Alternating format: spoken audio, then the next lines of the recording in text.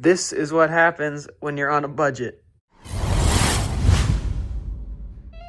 If you guys are new to the beautifully complicated world of PC building, you may find it hard to develop an understanding of all the parts and what they do and how they fit into a system. So today is going to be the first day of a series, the first episode of a series in which I will try to explain in simple terms and some complicated terms, but I'm just going to try to piece together for you guys what each part does and try to let you guys get an understanding of the parts, hopefully. So we're going to dive right into that today with CPUs. So I've got some notes here on my computer.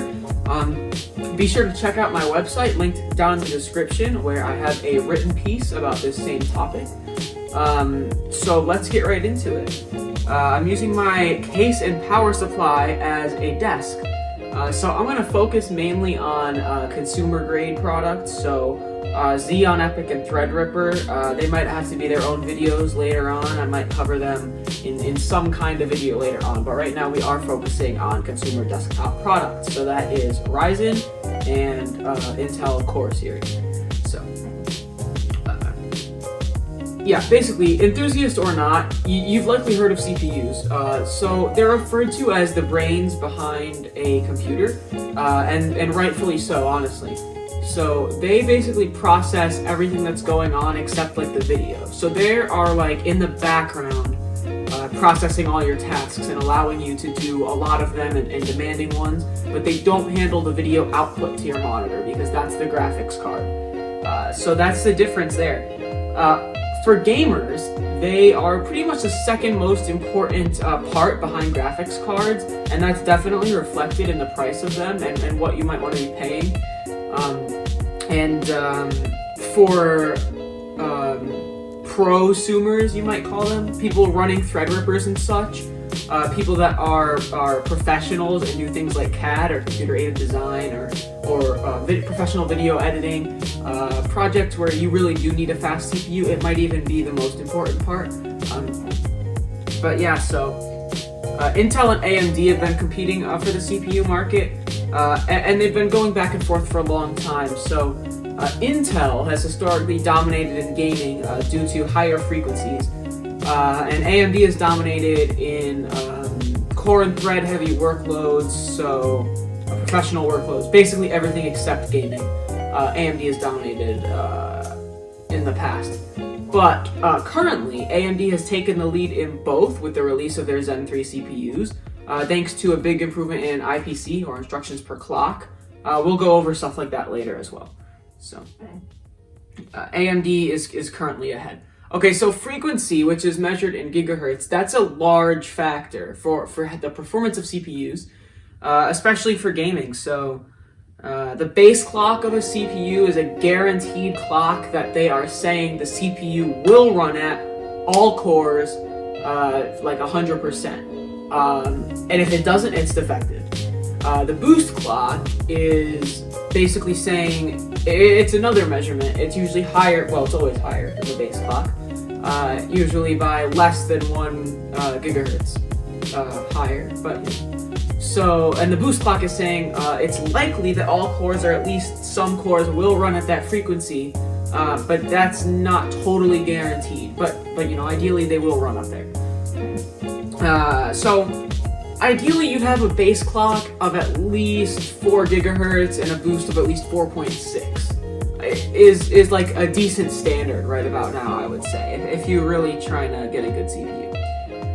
So Intel actually does hold the crown in frequency still. AMD has not quite caught up there yet, but thanks to AMD's big IPC improvement, that actually doesn't matter, and they are still beating Intel in all performance. So sockets and compatibility can be confusing because that is heavily dependent on the motherboard. The big 4 motherboard companies are ASRock, ASUS, Gigabyte, and MSI, and they all make motherboards corresponding to a chipset and a socket. So AMD's current socket is AM4. They've been on this socket for a few years. Intel is currently on LGA 2066, which they just adopted this year. So Intel changes their sockets more frequently, meaning that AMD is the victor over Intel in long-term compatibility. So if you've got the same motherboard and you want to keep upgrading that CPU generation by generation, you can do that on AMD, whereas Intel, you might have to upgrade both the CPU and the motherboard. So you'll be upgrading the motherboard a lot more frequently if you're in that Intel ecosystem. So each socket type of a motherboard, so AM4 and LGA 2066, they each have their own chipset within them. So for AMD, from budget to extreme socket, you've got A520 at the low end, B550 mid-range, and then the high-end X570 boards. So for Intel, it's H410, H470, B460, and then Z490. You could argue that H470 is maybe a little more higher end than B460, but I'm going to say B460 just because there's more overclocking potential. I believe H470 might be locked. Correct me on that if I'm wrong. So as you go up the price scale, you get more features such as support for PCI-e Gen4 SSDs, the newest, fastest SSDs on the market, basically, and things like that. So, and not every CPU of a socket type is compatible with every chipset motherboard. So if it's an AM4 CPU, that doesn't mean it's compatible with every AM4 motherboard. Like the first AM4 motherboards are not going to be compatible with the new Ryzen 5000 series. They're just not. But AMD is still a champion in long-term compatibility. If you've got a 300 series motherboard, in some cases you can still run the newest processors. So, and that's because multiple chipsets are introduced during the lifetime of a socket, especially on AMD, maybe not on Intel. So make sure your CPU, of course, is fully compatible with your motherboard, and make sure that you are considering when buying a CPU and motherboard an upgrade path for the future. So I cannot stress this enough. Intel is behind, and they have a lot of catching up to do in multiple areas. Not only do their CPUs perform worse, but they make you upgrade more often. It's almost like a no-brainer go with AMD at this point. Some people still go Intel because they have an idea that it's more reliable, which it can be slightly, and has more like supported programs and stuff, but AMD is still way better. Okay, so CPU model numbers and naming. This is another thing that can get tricky for some people. It's definitely a headache to keep track of, but you'll get it. So essentially, within the current generation of CPUs by Intel or AMD, as the numbers increase, the price increases. So if you take Intel's low-end desktop CPU right now, basically, it's very popular as well. The i3 10100, it's roughly $115. So that's the i3 10100. Their highest-end desktop CPU right now is the i9 10900K. So obviously i3 versus i9, and 10300 versus 10900K. I mean 10100 versus 10900K. And that's a $530 chip. So there's that. By the way, the K SKUs of Intel CPUs, that means they're overclockable. If it doesn't have a K, it's not overclockable. And then also some CPUs come with stock coolers and some don't. We will get into that as well. So on AMD, it does follow a similar pattern ranging from the current gen, at least, ranging from the $300 Ryzen 5 5600X up to the $750 Ryzen 9 5950X. So it does follow that same naming scheme. There are also CPU architectures, aka generations, basically, that have different names. So AMD is on the Vermeer architecture right now, whereas Intel is on Comet Lake. And so those change. The naming schemes don't even stop there. I mean, it gets very detailed. There's a lot of stuff. So, arguably the most important specification when you're looking at a CPU, of course, is cores and threads. So the number of cores and threads plays a key role in productivity performance, and that's why AMD has held the crown. Intel are coming out with a new generation of desktop CPUs called Rocket Lake CPUs in quarter one of 2021. A lot of people are speculating February. And they're actually going to cap out at 8 cores and 16 threads, whereas AMD's current gen caps out at 16 cores, 32 threads. So AMD is definitely the champion there. If you do want more cores and threads and you want to stay on Intel, you can get the Xeon processors. I wouldn't recommend it. I'd go AMD Threadripper. On the super high end, you can even get 64 core, 128 threads if you have that kind of budget. And by that kind of budget, I mean $4,000, I believe the 3990X costs. but I wouldn't go there. The number of cores and threads, so productivity performance. So, what do I mean by productivity? Editing video, streaming using the X264 hardware encoder, doing computer-aided design or CAD, as I said, coding, doing advanced coding, and more.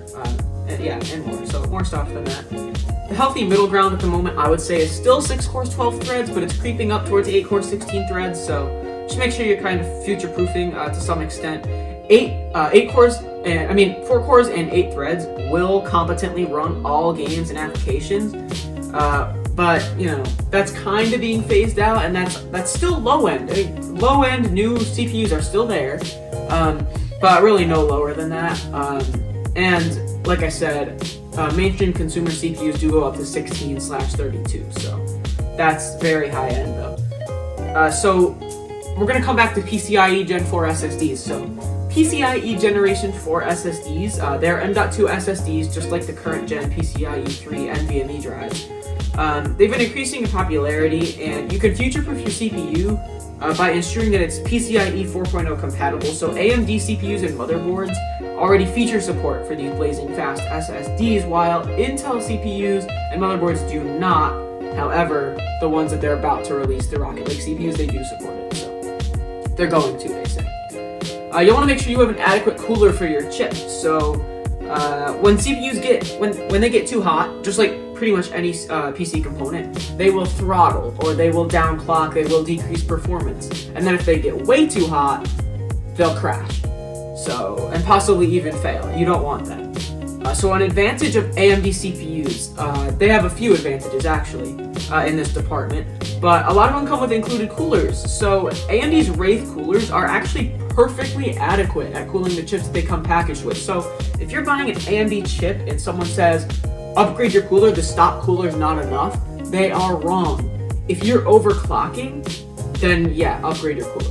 But if you just want to run it stock, and that's what I would suggest nowadays as AMD CPUs, the current gen, 5000 series, you can actually lose a little bit of performance in some situations if you do overclock them. So I would suggest just running the stock coolers. If you're getting a lower end chip, if you're getting a Ryzen 9, even a Ryzen 7, feel free to get a better air cooler or even a liquid cooler. But the more high-end AMD chips in the current generation don't have coolers included, as they know a lot of coolers are not adequate, and yeah, they'll need better coolers. That's one disadvantage with AMD's current generation. Even the high-end coolers last gen did come with stock coolers, but they don't this time. But if you're spending that much anyways, you can probably get a decent cooler. So a big factor in the thermal output is the process node or size of the transistors. Now this is measured in nanometers. So AMD is currently on a 7 nanometer process, while Intel is lagging behind at 14 nanometers.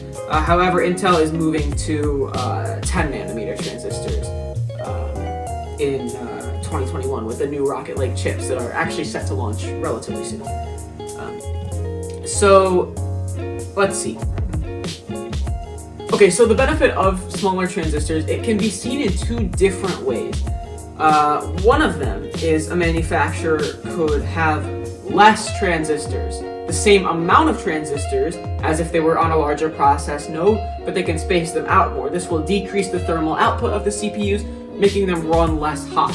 Alternatively, a company could pack them really densely together, and yes, the CPU will get hot, but the smaller transistors will allow it to have much more performance, but also more heat output. So they could go either way there. AMD's 7 nanometer process does allow the chips to stay much cooler than Intel's current 14 nanometer CPUs, meaning you don't have to spend as much on a cooler likely. Some of Intel chips also come with coolers, which are also adequate for stock use, but really only on the low-end SKUs. I'm not sure if the high-end Intel chips come with stock coolers, but I wouldn't use it on the higher-end chips. Anything past an i5, get an aftermarket cooler, seriously. Speaking of temperatures, you may be wondering what operating temperatures are safe for your CPU to even run at. Anything under 80 degrees Celsius under load is phenomenal. I mean, you'll be fine. Nothing wrong there. Anything above 80 is an indication that something is wrong with the cooler that you have, like there's an issue with it, or that it's simply a bad cooler and that it's time to upgrade to a beefier like tower air cooler, or even an AIO or custom liquid cooling solution.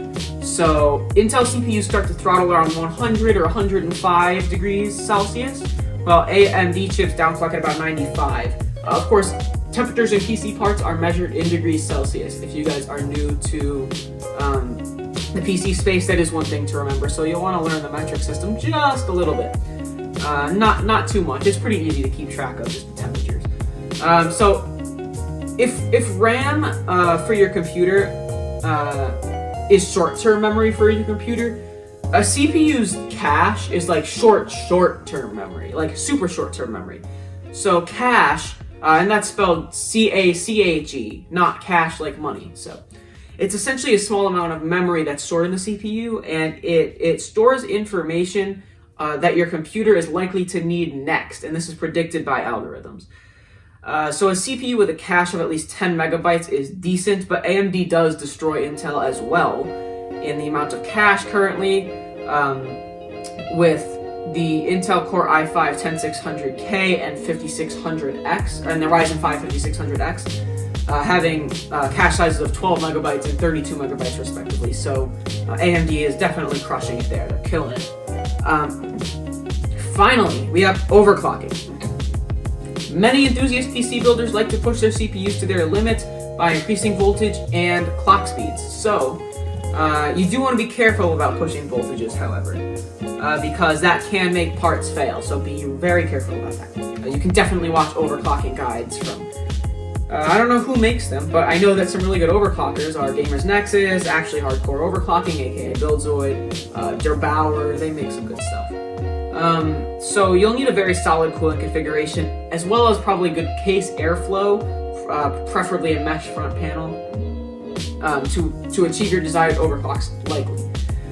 So Intel CPUs ship with more headroom for overclocking, which does make them more ideal for extreme overclockers looking to set records like highest frequency and stuff like that. But AMD CPUs, even when overclocked, even if you overclock the Intel CPUs, AMD CPUs are still my recommendation due to a number of factors that I've gone over.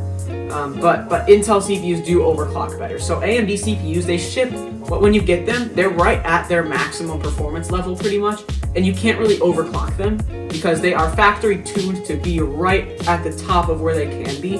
Whereas Intel CPUs, they do ship with very good performance, but you can't overclock them further than AMD.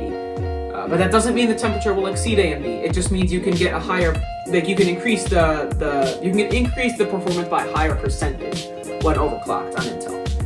So now it's time for my recommendations. If you are looking for a low-end chip that you can actually get your hands on right at this moment, go with the Intel Core i3-10100. I know, right? I'm actually recommending an Intel CPU. Priced at $115, you can't go wrong with that 4-core 8-thread CPU. It's got a stock cooler that'll serve you just fine, and you'll be able to achieve high FPS thanks to decent clock speeds. So AMD's Ryzen 3 3100 and 3300X are comparable to the Intel chip, but they have widespread stock issues, and they have since launch several months ago. So if you can't get them that many months after their release, I think they're released in like June maybe, I believe, and you still can't get them that much later, like there's an issue. So I don't think you'll be able to get them at all. So I would go with the Intel chip. Plus, it's better anyways, as it does have 4 cores, 8 threads, but it has higher frequencies than the AMD chips. All 3 of those chips do come with a stock cooler. So if you can get your hands on a 3100 or 3300X and you are on the AMD platform, then go ahead. Additionally, if you have more cash on hand, the Ryzen 5 5600X is a killer Zen 3 6-core 12-thread chip with extremely good IPC, as I said, with AMD's great IPC improvement recently. And it has respectable features as well that allow it to rival AMD's last gen 8-core 16-thread chip, the 3700X. At $300, it also has a decent stock cooler for those not looking to overclock, so I would definitely recommend that one. There's kind of a dead zone between that $115 and $300 mark right now. If you do want one in that range, maybe get like an Intel 10400F or something. Yeah. Also, some Intel CPUs have integrated graphics, which are much worse than AMD's APUs or CPUs with integrated graphics. For Intel, they call them iGPUs. For AMD, they call them APUs. So AMD CPUs with integrated graphics or APUs are much better than Intel's iGPUs. So if you can't afford a GPU and you're getting a CPU with integrated graphics, you should be going AMD for sure. Also, motherboard prices on AMD for the features that you're getting are often cheaper. That's another reason I would recommend AMD. So AMD's new Ryzen 5000 series do have limited overclocking headroom, as I said, but they're still my recommendation.